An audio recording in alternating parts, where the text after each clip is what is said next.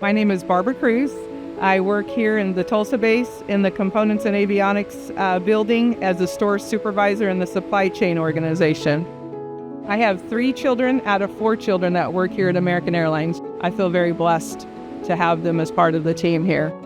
I've been working since I was very young, and I needed a better career. So as I saw my mom pursuing more here in American and I saw the benefits that she was getting, it made me really start to think about coming here.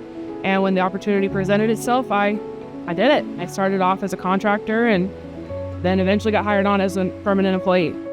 My younger brother Jake and my younger sister Elizabeth told me that they're going to apply for American, and I was so excited. I was excited to just have them here.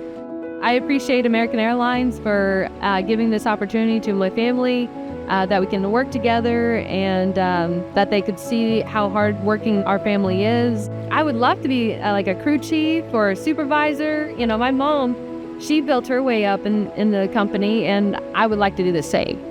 Very proud of my children, very proud of them, and I can't wait to see what their journey is going to end up as. They're all young. I'm looking forward to seeing what American Airlines has for them.